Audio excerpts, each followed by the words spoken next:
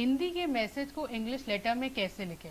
मतलब कैसे को KAISE, कौन को KAUN, क्योंकि को KYOKI।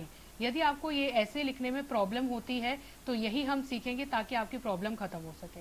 इसके लिए हमें पहले वर्णमाला देखनी होगी कि वर्णमाला को इंग्लिश के लेटर्स में कैसे कन्वर्ट करते हैं। तो चलिए शुरू करते हैं।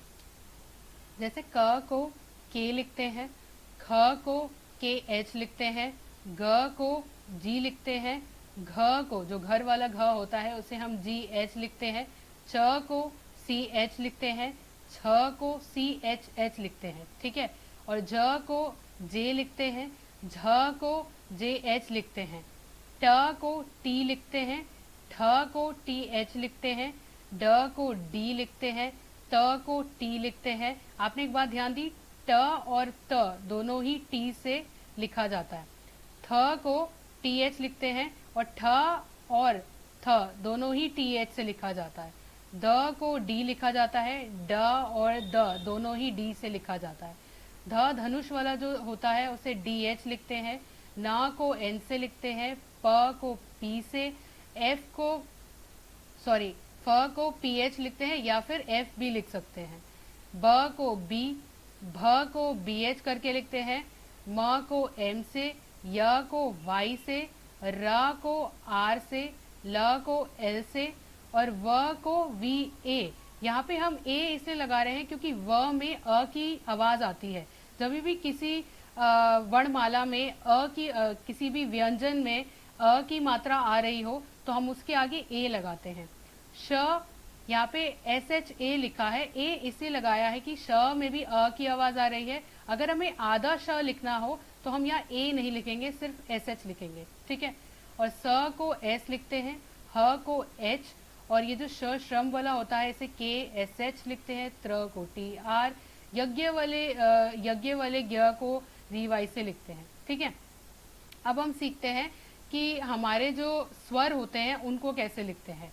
अ को A लिखते हैं, बड़ी वाली आ को डबल A, छोटी ई को आई से, बड़ी ई को डबल ई से, छोटे ऊ को यू से, बड़े ऊ को डबल ओ से, छोटी ए को ई से, बड़ी ए को ए आई से, ओ को ओ से और बड़ी ओ को ए यू से। अब इन सबको हम मात्राएं के तौर पे यूज करते हैं। तो अब देखते हैं कि मात्रा को व्यंजन से कैसे लिखें। यहाँ पे मैंने क के एग्जाम्पल से समझाया है। यदि देखिए क के आगे आ का डंडा लगता है, पहले तो आपको ये पता होनी चाहिए कि क को के लिखते हैं, जैसे कि मैंने आपको पीछे बताया कि के लिखते हैं क को। क के अगर आ का डंडा आता है तो के ए हो जाता है, जो कि आपने यहाँ से देखो। अगर क पे छोटी ई की मात्रा है तो के आई, ये देखो छोटी ई की मात्रा मैंने आपको आई से बताया था।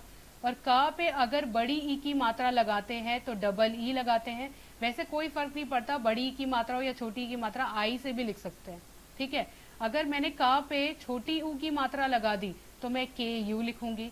अगर क पे मैंने बड़ी ऊ की मात्रा लगा दी तो मैं के डबल ओ लिखूंगी, ठीक है। और क्या का पे मैंने छोटी ए की मात्रा लगा दी तो के ई हो गया। अगर का पे मैंने बड़ी ए की मात्रा लगा दी तो के ए आई हो गया। अगर का पे मैंने ओ की मात्रा लगा दी तो के ओ हो गया। और अगर मैंने का पे बड़ी ओ की मात्रा लगा दी तो के ए यू हो गया। इसी के साथ आपको सारी की सारी मात्राएं समझ में आ गई होंगी। अब हम इसको यूज कैसे करते हैं ये देखते हैं। देखिए जैसे एक वाक्य है, तुम कहाँ हो, ठीक है। तो सबसे पहले तुम में क्या आता है, ता आता है, तो ता को हम टी से लिखेंगे। और ता के नीचे कौन सी मात्रा है, छोटी ऊ की मात्रा। मैंने क्या बताया था, छोटी ऊ की मात्रा के लिए आपको यू इस्तेमाल करना है, तो मैंने यहाँ यू लिखा। फिर माँ के लिए हम एम लगाते हैं, ठीक है। फिर कहा कैसे लिखेंगे, कहा में सबसे पहले आता है हमारे पास क, तो मैंने के लगाया। पर यहाँ पे क में अ की आवाज भी आ रही है, इसलिए यहाँ पे एक एक्स्ट्रा ए लगाना पड़ा, ठीक है। और हा को कैसे लिखते हैं, एच से, और हा के आगे एक आका डंडा है तो फिर मैंने यहाँ पे ए लगाया। और चंद्र बिंदु को एन से लिखते हैं, ठीक है। अब आता है हो के लिए क्या होगा, एच के लिए ह का एच हो जाएगा और इस पे ओ की मात्रा है तो ओ आ जाएगा। तो हमारा सेंटेंस तैयार हो गया, तुम कहाँ हो, ठीक है। नेक्स्ट देखते हैं, मुझे आज घर आने में देरी हो जाएगी। तो मुझे पहले देखते हैं, मुझे में माँ के लिए हम क्या लगाएंगे, एम। इस पे छोटी ऊ की मात्रा है तो हम यू लगाएंगे। झ को कैसे लिखते हैं हम, जे एच से। हम झ को कैसे लिखते हैं, जे एच से, तो मैंने जे एच लगा दिया और इस पे छोटी ए की मात्रा है तो मैंने यहाँ ई लगा दिया, तो मुझे तैयार हो गया। ठीक है, आगे बढ़ते हैं। आज, आज कैसे लिखेंगे, आ के लिए क्या होता है डबल ए, बड़ा आ है तो इसलिए डबल ए, और ज के लिए जे। घर, घ क्या होता है जी एच, लेकिन घ अ की आवाज आ रही है तो मैंने यहाँ ए लगा दिया और र के लिए आर आ गया, तो घर रेडी हो गया। आने, आने को कैसे लिखोगे, अ है तो दो है, बड़ा आ है तो डबल ए आ गया। फिर न के लिए हम एन यूज करते हैं और एन न पे जो है छोटी ए की मात्रा है तो ई लगाया। फिर में, एम ई, माँ के लिए एम लगाया और ए की मात्रा के लिए ई लगाया। देरी हो जाएगी, अब देरी देखते हैं। द के लिए हमने डी लगाया, फिर ई लगाया ए की मात्रा के लिए। र मैंने आर के लिए, र को मैं आर से लिखूंगी। फिर बड़ी ई की मात्रा है तो मैंने आई लगा दिया, जैसा मैंने आपको कहा था कि बड़ी ई की मात्रा हो या छोटी ई की मात्रा हो आई से लिख सकते हैं। हो के लिए क्या होगा, एच, ह के लिए होगा एच और छोटी ओ के लिए होगा ओ। फिर उसके बाद आएगा जाएगी, ज के लिए क्या होगा, ज के लिए होगा पहले जे और यहाँ पे आकर डंडा है तो मैंने ए लगाया। ए के लिए मैंने आपको यहाँ पे बताया था ई होता है, पर कभी कभार ए के लिए वाई ई भी यूज किया जाता है, तो कोई कंफ्यूजन नहीं, आप ई भी लिख सकते हैं, यहाँ पे कोई प्रॉब्लम नहीं है। उसके बाद हो जाएगा ग, ग के लिए हम लगाते हैं जी और बड़ी की मात्रा के लिए आई लगा दिया, या डबल ई भी लगा सकते हो, कोई फर्क नहीं पड़ता। आई होप आपको समझ में आ रहा हो। आगे सेंटेंस पे चलते हैं। कौन कौन शादी में जा रहा है, कौन के लिए कैसे लिखते हैं, क देखेंगे सबसे पहले, क के लिए हम के लिखेंगे, फिर इसके ऊपर बड़े ओ की मात्रा है जिसको हम ए यू से लिखते हैं। फिर ना के लिए एन हो जाएगा, तो कौन कौन। शादी के लिए पहले श के लिए क्या बताया था मैंने पीछे, एस एच ए होता है। ठीक है, यहाँ आकर डंडा है तो इसीलिए एक और ए लगाना पड़ेगा। द के लिए हम डी लगाएंगे, बड़ी की मात्रा के लिए हमने यहाँ लिखा है, तो कौन कौन शादी। ठीक है, शादी में जा रहा है, पूरा देख लेते हैं। में हो जाएगा एम ई, क्योंकि माँ के लिए एम, छोटी ए के लिए ई।